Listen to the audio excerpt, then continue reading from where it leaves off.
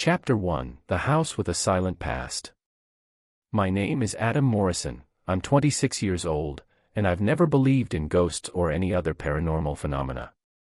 Whenever someone shared stories about being haunted by spirits or seeing something supernatural, I would always smile and think, maybe you've just watched too many horror movies. But that changed last summer when I moved into the house I now call the Trap of Peace. It was an old house in a small town in Oregon. I had just landed a short-term contract job as an IT specialist, and the house seemed perfect for my needs. Everything appeared to line up perfectly: a quiet small town, peace and solitude, a cheap rental, and a house spacious enough for one person. The landlord warned me that the house had a history, but I brushed it off as either a marketing ploy or a way to cover up some maintenance issues. The house was built in the 1920s, and it showed large windows with delicate frames, high ceilings, creaky wooden floors. It had the charm of an old home but also the wear and tear. The walls desperately needed a fresh coat of paint, and some of the furniture looked like it had outlived several generations. Nothing to worry about, I thought to myself as I stepped inside for the first time. It's just a temporary place while I'm working here. The first day of moving in went smoothly. I unpacked only the essentials: my laptop, a few boxes of belongings, and an old couch I had brought with me. However, as I prepared to go to bed, I felt something strange for the first time. The first night, I was lying in my bedroom on the second floor, on an old mattress left behind by the previous tenants. The lights were off, and the only sound in the house was the soft rustling of the wind through the trees outside the window. Suddenly, I heard a faint noise. At first, it was barely audible, but it gradually grew louder. It was the sound of creaking floorboards, as if someone was walking in the hallway just outside my bedroom. I sat up, trying to convince myself it was all in my head. This house is old. Old houses make strange noises, I told myself. I got out of bed and opened the door. The hallway was empty, bathed in moonlight streaming through the windows, casting eerie shadows on the wooden floor. The sensation that someone was watching me lingered, but I forced myself to go back to bed. When I tried to fall asleep again, the noise returned. This time, it was clearer, slow, deliberate footsteps. What terrified me even more was that the sound didn't move closer or farther away. It stayed in one spot, right outside my door. Exploring the house. The next morning, I decided to take a closer look around the house. It was a way to distract myself from the unsettling events of the previous night. I walked through every room: the living room, kitchen, 2 bedrooms on the second floor, and finally, the basement. Everything seemed normal: old furniture, dust, and abandoned boxes. But when I reached the basement, the feeling of unease washed over me again. The old wooden stairs led to a dark, damp space that smelled of mildew. In the corner stood an ancient dresser, locked with a rusty padlock. I tried to open it, but the lock wouldn't budge. What could they have been hiding here? I wondered, trying to rationalize the situation. When I returned upstairs, the feeling of being watched crept over me once more. The room looked empty, but I could almost feel something's gaze piercing through me. The first encounter. That night, I decided to leave the bedroom light on. I even kept my phone close by, ready to call for help if anything unusual happened. Around 3 a.m., I woke up. Not because of a noise, but because of a feeling. It felt like someone was sitting at the edge of my bed. Slowly, I sat up and saw it. A dark, blurry figure was perched near my feet. Its outlines were indistinct, but I could feel its weight pressing down on the mattress. It slowly lifted its head, and I saw 2 glowing red lights where its eyes should have been. I don't remember screaming or how I got out of the room. All I remember is finding myself outside, barefoot, gasping for air in the cool night breeze. This was just the beginning. Chapter 2: Shadows that Play with Reality. The next morning, I sat on the porch with a cup of coffee, trying to convince myself that everything that happened last night was just a bad dream. An old house, my nerves, and the loneliness, it could all have created an illusion of something that wasn't real. But deep down, I knew that wasn't true. I went back inside to try to make sense of it all. Morning sunlight filled the rooms, and the house looked perfectly normal. Creaky floors, a bit of dust, old furniture, it all seemed ordinary. But then I saw something in the corner of the room that made my skin crawl. On the floor near the bedroom door were small tracks, faint and uneven, like smudged fingerprints in the dust. They were far too small to be human. It looked as if something had been moving around, leaving behind trails of dirt and grime. This definitely wasn't here yesterday, I muttered to myself, feeling a chill run down my spine. Strange discoveries. I decided to examine the house more closely. I felt that if I found something unusual, it might help explain what was happening. I started with the basement. The old wooden stairs creaked under my weight as I made my way down. The basement smelled damp and musty, and in the corner stood the same dresser I had noticed before. It was locked with a rusty padlock. I grabbed a hammer from the garage and decided to break the lock. After a few solid hits, the metal gave way, and the doors creaked open. Inside, there wasn't much, some old newspapers, a few black candles, and a small wooden box. I opened the box to find a yellowed envelope with handwriting on the front that read, "Do not wake what sleeps." My heart sank. I couldn't tell if it was some kind of joke or a genuine warning, but the sense of unease grew stronger. I also found a small photograph. It was of the house, but it looked slightly different. There were two large trees in the yard that were no longer there. In front of the house stood a family, a man, a woman, and two children. However, their faces had been smeared with black paint, making the image deeply unsettling. Skeptical friends. That evening, I decided to tell my friend Mike everything. He was the least superstitious person I knew, and I hoped he could give me a rational perspective on what was happening. "Adam, you're overthinking this," Mike said after I finished my story. "It's an old house. Creaks, noises, maybe some rats. As for that figure, you were probably half asleep and imagined it." His confidence reassured me a little. Still, I asked him to stay the night so he could see for himself what I was dealing with. "All right," Mike said with a grin. "I'll stay and prove to you that there's nothing to worry about." A night with a guest. Mike took the bedroom on the first floor, while I stayed in mine upstairs. This time, I left the lights on not just in my room but also in the hallway. Around 2 in the morning, I was woken by a faint tapping sound. At first, I thought it was Mike, but as I listened more closely, I realized the noise was coming from the basement. I went downstairs, calling out to Mike. He was already standing in the hallway, looking tense. "You hear that?" he asked. I nodded. Together, we opened the basement door. The light switch didn't work, and the staircase descended into pitch darkness. "Got a flashlight?" Mike asked. I pulled out my phone and turned on the flashlight. We cautiously made our way down the stairs, the sound growing louder. It was rhythmic, like something heavy being struck against the floor. When we reached the bottom step, my flashlight illuminated something that made us both freeze. In the corner of the basement was an old rocking chair. At first glance, it appeared empty. But it was moving, rocking slowly back and forth, as if someone invisible was sitting in it. "Who's there?" Mike shouted, his voice echoing through the basement. There was no answer. Only silence. True terror. I stepped forward, and the rocking chair abruptly stopped. That's when we both saw it. A dark figure, previously invisible, began to rise from the chair. Its outline was indistinct, blurry, but its eyes, they were the same glowing red orbs I had seen in my room. Mike turned pale.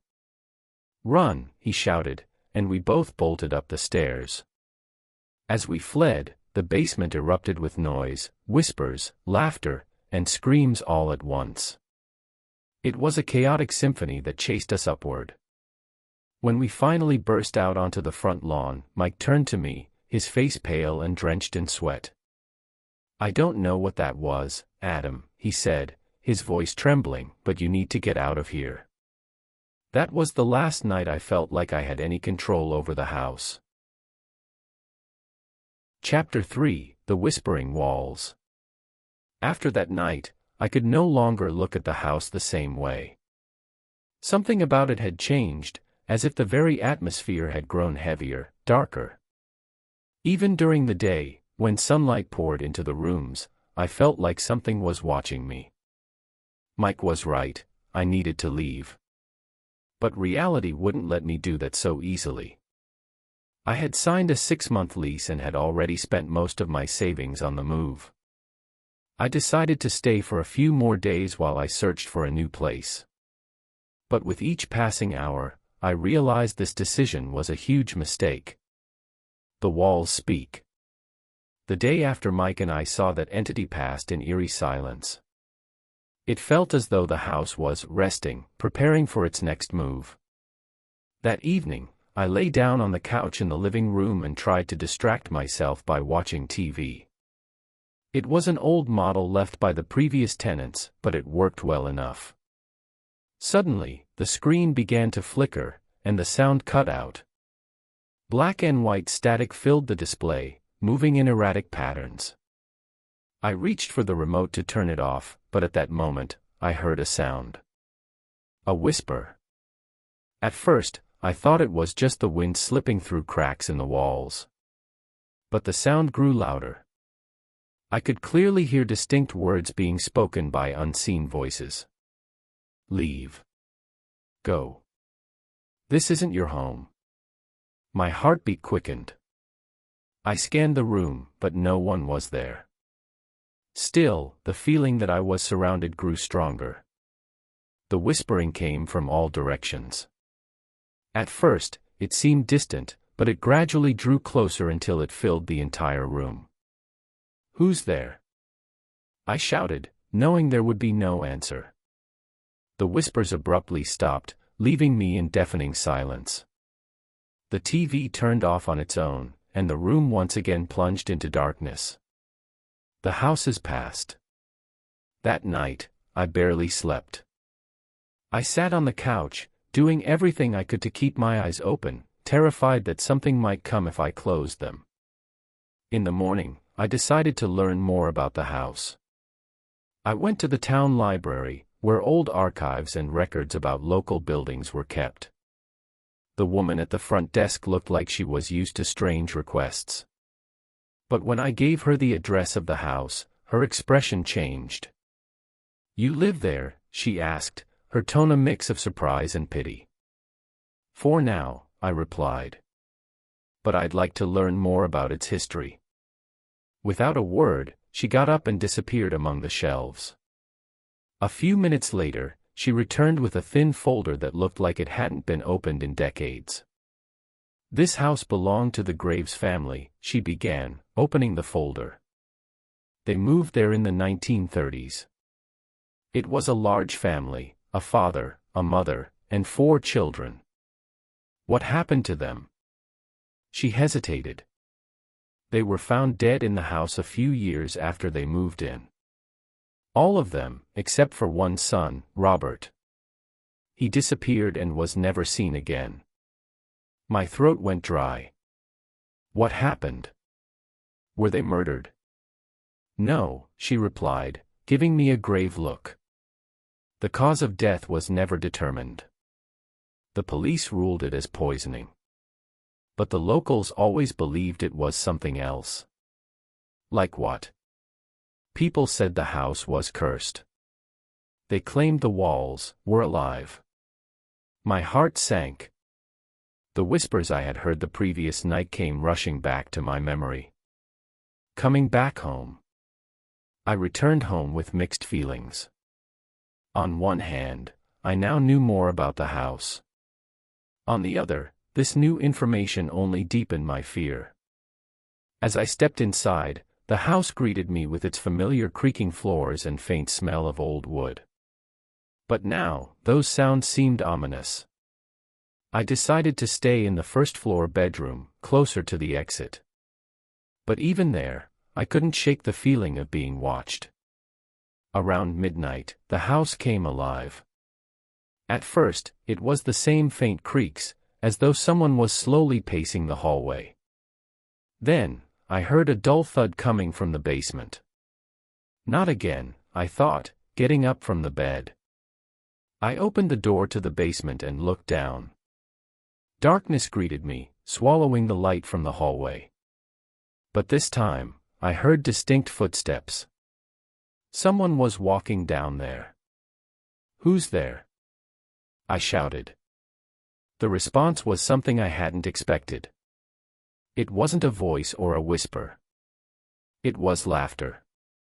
Dry, hollow laughter that echoed as though it was coming from every direction at once. I slammed the door shut and propped a chair against it.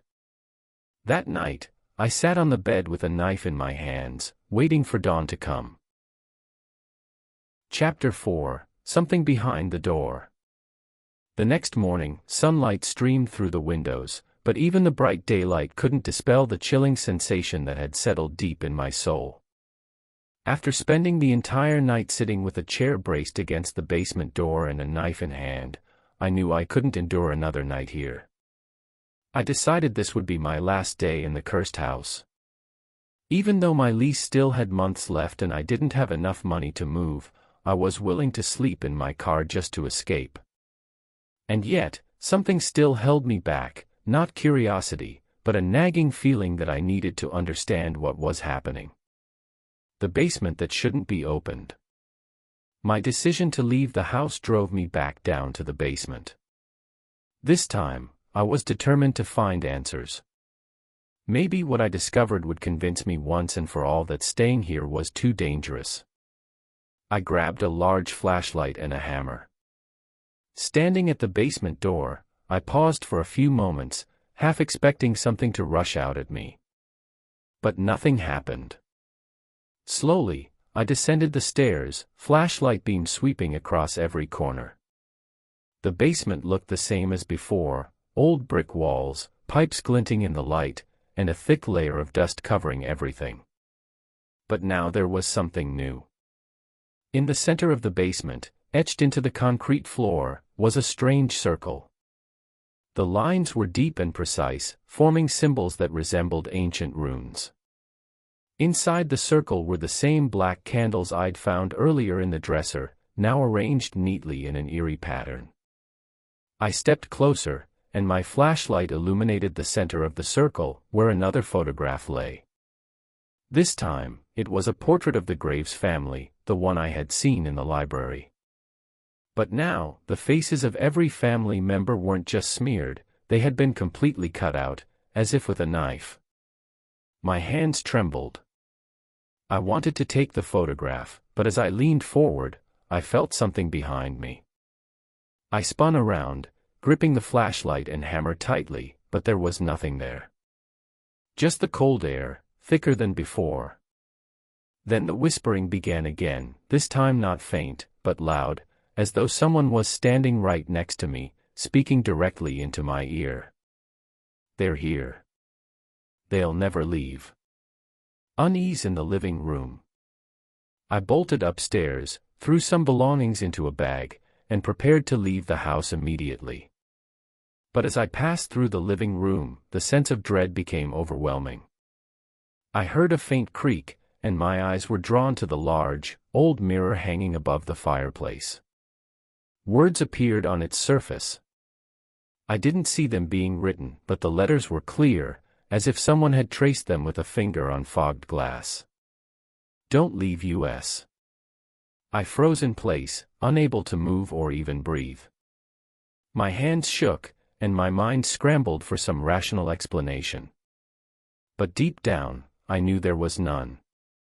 "Who are you?" I whispered, not expecting an answer. In response, the mirror cracked. The glass shattered into thousands of fragments, and in their reflections, I saw the same red eyes that had haunted me since the first night. A sleepless night. I decided to stay one more night, but only because darkness had already fallen outside, and I was too afraid to step into the night. I locked every door, turned on every light in the house, and sat in the kitchen, gripping my head in my hands. Time crawled. The clock on the wall read 1 a.m. when I heard it, a light tapping sound coming from the direction of the front door. The knock came again, louder this time. I approached cautiously but didn't open the door. "Who's there?" I asked, my voice trembling. The reply made my blood run cold. The voice from the other side sounded exactly like mine. "Open up. It's me." I froze in terror. The impossible manifestation. The knocking grew louder and more aggressive, turning into furious pounding. But I didn't dare open the door. Instead, I turned my eyes to the kitchen table, where I'd left the knife, and grabbed it tightly.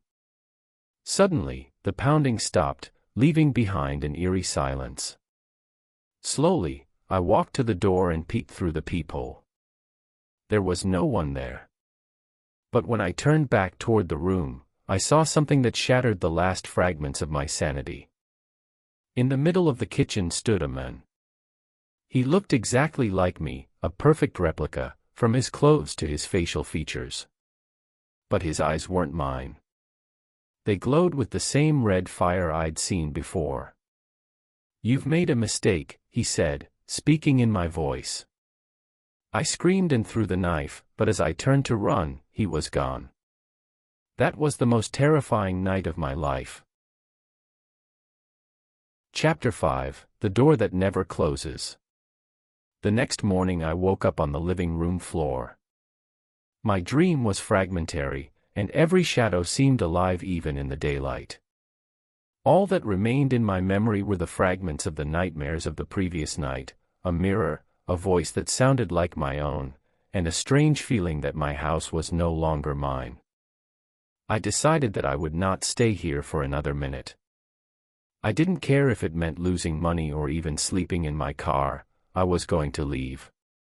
But when I packed my things and tried to open the front door, I realized that it wasn't that simple.